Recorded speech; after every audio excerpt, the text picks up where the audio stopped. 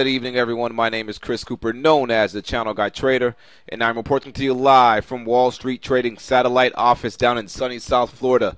Today's date is Thursday, January the 17th, 2013, and here is today's After the Bell Market Summary brought to you by WallStreetTrading.com. Want to first start by taking a look to see how the indices closed the session out today here. The Dow Jones was up 84.79. The Nasdaq was up 18.46, and the S&P 500 was up 8.31. If we take a look at the breadth today, we had 4,514 issues advancing. We had 1,658 issues declining. So definitely breadth was in favor of the bulls, about close to a 3-to-1 here. And let's go ahead and take a look at the charts. I mean, a strong sector out there today was the energy sector. If you guys paid attention to the video that I did yesterday, we mentioned that these energy stocks could get a nice little bounce along with crude oil and the USO, which we'll take a look at that stuff here shortly. But let's start off taking a look with the SPY. SPY finally got a break outside that range at 147.20 area. And, of course, the dip buyers came in and bought it right off the top of that range. We ran to highs and we closed here at 148.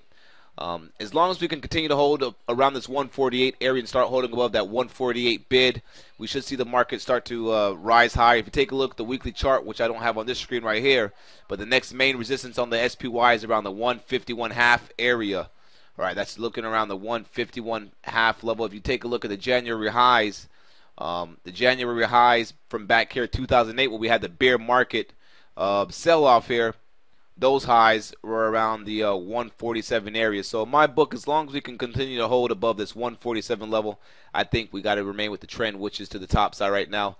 Let's take a look at the triple Qs.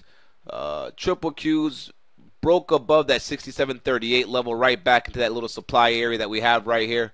Right. However, we were not able to close above it. But we'll see if we can get a break over today's highs on the Qs of 67.50 or so. We can maybe start to chomp right through some of this resistance overhead supply. And if we come right back down, we should have some support around the 67 area. Keep an eye on the Qs. The Qs should be making some type of power move here pretty soon if we get a break above this level and hold. If not, we're going to fail and we should come back down to the bottom side of the range here. But remember, we're just still in the range here. So we're going to have a good setup here in this market pretty soon when it comes to this technology sector. But right now, you can see we're pretty much still in a little choppy range here. Let's take a look at the IWM here. The IWM Russell 2000 making new all-time highs here. Strong index. Small caps are moving up pretty nice. IWM hit a high today of 88.51 and we closed at 88.32. IWM Russell 2000 was up here 0.93%, up 81 cents for the day. Continue to watch this 87.75 level. And if we trigger over 88.50, the next target is going to be back up here towards the next whole number level up, which is this 89 level here. Let's take a look at the dollar futures. Dollar futures were weak today. This looks like we're starting to form a bear flag on the dollar futures. So you want to make sure we continue to watch these commodity stocks like we've been discussing here. You got your little sell-off, sideways action right here. Usually setups for a move lower. If we move lower, our first target is going to be back down here towards the 79 level. All right, let's take a look at the euro. Euro was trading pretty strong today. I haven't had a chance to look at it to see if it held its gains. But, yep, Euro's looking pretty good. And Euro is continuing to hold this little breakout from this little channel right here that we had on our proprietary channel system. And you can see now we're holding this little key level right here, kind of flagging out a bit right here. So keep the Euro on watch. Euro's going to have some resistance at this 134.46 level. If we could break above that, this thing's going up to 1.35. Let's take a look at the volatility index. The VIX has been getting smashed. However, it is holding the bid here. We're making new highs on the market, but the volatility index isn't breaking these lows right here, which is around the 13.29 level or so from this little pivot low that we made back here last August. So keep that 13.30 level on watch on the volatility index. Some of you guys probably watched the VXX. The VXX was up 14 cents a day.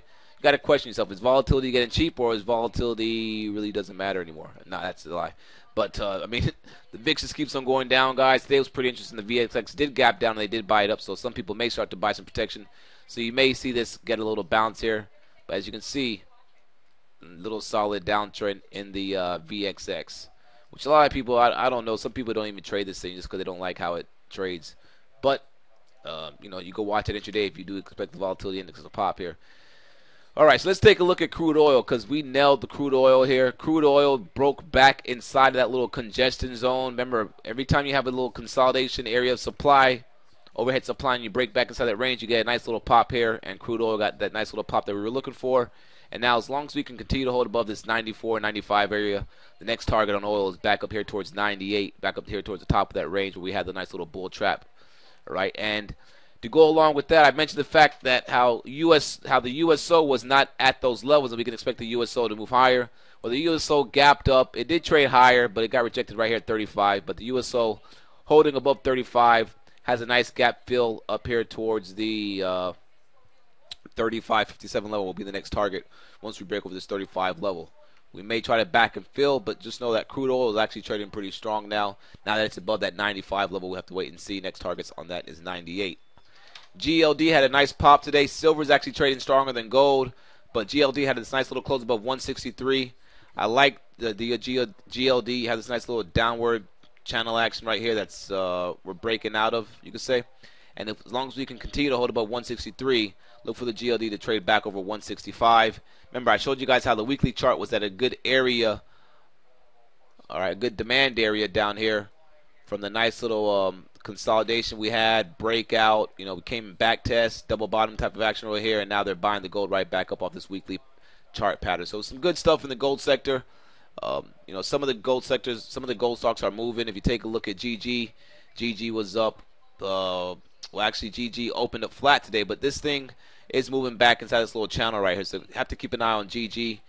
Silver is actually trading pretty stronger than gold. So take a look at this SLW, this silver miner. This one's at this key trend line right here, like I discussed. A break over this 36.73 area should take this thing up towards 37.50. Then maybe back towards 38. If we get a nice little break and close on volume, you can expect some buyers to come in here. Maybe a good way to play that would be via some call options or maybe sell some puts from this 35 area or so. In any case, let's take a look at a couple of these other silver stocks and miner stocks. PAAS, nothing there. CDE, nothing there. CDE had a nice little pop today. Watch out for continuation tomorrow if silver strong. And you got EXK, nothing there. See, as far as the gold miners go, ABX, nothing there. Sideways, no, not really good action there. Newmont Mining actually sold off today. Let's take out the small mining stocks here.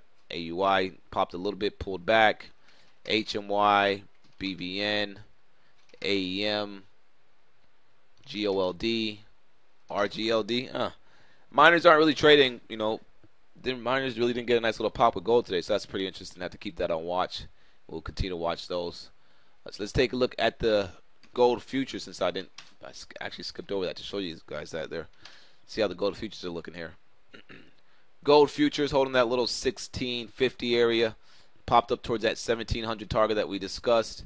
And if we can get over 17.1, this thing's going up towards 1720, the next level to watch.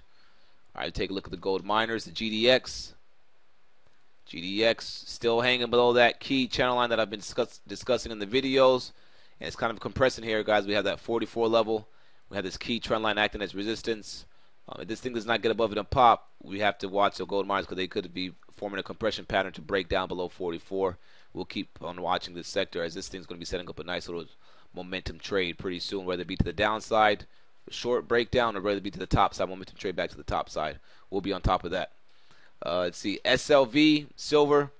Silver's, again, held that 29 level down there, and now it's making its way back up. Needs to break past this 431 level, which is actually lining up with the 50-day simple moving average. Next target on it will be back up towards the 31.55. Gap fills up here around the 32.17 level. All right. What else did I want to cover? What else I want to cover? So let's take a look at some stocks here. Citigroup had earnings today. Stock sold off, but guess what? It held the 20-day simple moving average and 20-day simple exponential moving average in the daily time frame here. As long as this stock continues to hold below its little consolidation range, you'd expect this to probably start fading. Keep an eye on the key 41 level. A hard level on the tape today was around these 41.30. I actually traded this intraday, and the 41.30 level was just acting as you know, it just couldn't. Actually, not the 41.30 level. Sorry. Well, it was first the 41.30 level around this area right here, but then they chopped it up to 41.25. Then it was a 41.25 level here. So as you can see, 41.25 was a key level on this chart today. All right, they broke it down, but then they popped it back up, then they broke it down till finally it ran up to this high right here. It held. That was a chance to get short for a move down. I missed that trade, but I did catch this little crappy little trade right here when it first broke down. Of course, the market's not the market. These stocks with earnings, they trade kind of crazy. So when you have a nice little breakdown, I like to pop it back up, stop some people out, then take it back down. Luckily, I was able to get short 1,200 shares around the 25 area, covered some 19s, covered a little bit at 15, and then got out for a flat on the rest that I had stopped for the break-even stop. And then I actually went to lunch when this crap happened right here. So we'll see. Some traders in the trading room caught the trade, and they did pretty well in it. Again, if you have not been to our trading room yet, it's mywallstreettv.com. Contact me at ccooper@wallstreettrading.com to get the credentials to log in. So that's Citigroup. That was one stock that was in play today. Another stock that was in play today was eBay. eBay had earnings yesterday. The stock actually, had a nice little move to the top side, and it did hold this 53.70 area. Got to be careful with this little indecision candle right here. It could chop around a bit before maybe it tries to move higher. But it is in a nice little uptrend on the monthly and the weekly and the daily here, as you can see. Let's see, Goldman Sachs. These banks were trading weak today, but they got bought up off the lows, along with JP Morgan.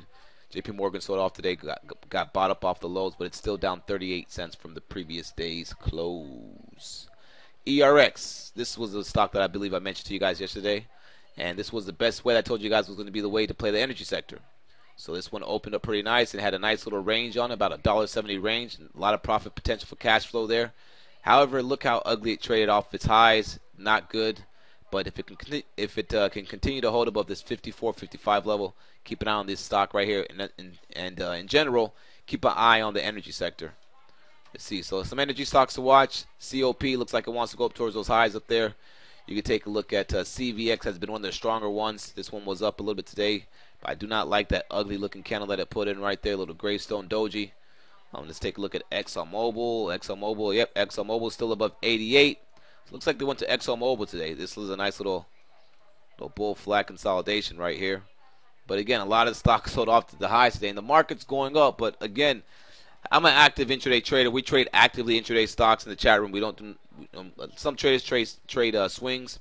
Some of the traders in the room do both. But if you watch the market every day like we do, the market's moving up, but some of these stocks are just like grinding higher. The tape feels kind of top heavy up here. Now, that doesn't mean that you're not going to have your shakers, your movers and shakers popping up over here, selling off over here. Well, popping up over here, I mean, since we're talking about the market going up in like a little slow manner.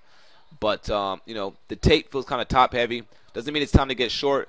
Just means to make sure you keep your stops tight, manage your risk accordingly. Don't try to overtrade and don't try to do too much, because some of these stocks are just like grinding higher slowly, or the stocks pop up intraday and then they sell off at the close. So you got to be very careful. We got to see what this market wants to do here, but it is getting at these key levels from the 2008 sellouts. And if nothing has gotten better from 2008, which maybe some housing stuff's has gotten better, but in general, I mean, I still see people unemployed. I still have friends that are unemployed. I still have people that are looking for jobs, and they're working these little crappy salary jobs or these crappy low-wage jobs. I mean, nothing's really have gotten better, so we're back at these 2008 levels from the bear market. So be careful up here. Manage your risk accordingly, and that's really the name of the game. If you follow me on Facebook, I talked about the market getting a breakout out of our channel. Actually, excuse me, and I actually talked about this yesterday as well. So we got that breakout. You can see how we had the little shakeouts. We were consolidating in my proprietary channel system right here. Got the breakout. Now it's going to be important to see if we hold. If we go back below this 1470 level on the ES, this could be a little trap action that could form. We could fall back down. That doesn't seem to be the case right now, so we'll wait and see. As long as the ES can hold above this 1470 area, I think you have to look to the long side and just stick with the trend. Of course, you guys want to hear about Apple. Let's talk about Apple real quick. Apple Computers down $3.41 today. Pretty crappy on an up day. The fact that this thing couldn't rally. They have earnings next week, and we'll see what that wants to do. Amazon up $1.55 today. A little slow grind in this tape today here. Same thing. Little, not even a big range. They had a little $2.76 range, but the dip buyers did come in on the stock. Take a look at the 60-minute chart here. Dip buyers came right in around the 269 level, and they bought it right back up. I was looking for a breakout for this in the afternoon, but that breakout did not come. Ended up getting stopped out for like 20 cents. But guess what? When we got long in the chat room, we didn't buy it up here on the 70s looking for a breakout. We actually put a bid in to get filled at 270.30. It popped back up to back up to 270, 170, but it just didn't have no juice to try to break through those 272. So we ended up getting stopped out for a 20-cent loss. But it is what it is. Again, some of these stocks are feeling top heavy, so be careful. Have a great day, guys. I'll catch you guys bright and early tomorrow morning, 8:20 in the chat room. Be there or be square. If you're an active intraday trader, you trade futures, you trade options, we got a good team of guys in the room here, and we're doing some good stuff. So come on over. And if you're interested in trading with our trading firm, with our prop firm, contact me at ccooper@wallstreettrading.com, and I can discuss things further in regards to the rates, commissions, and all that other good stuff. Have a great day, guys. Cheers.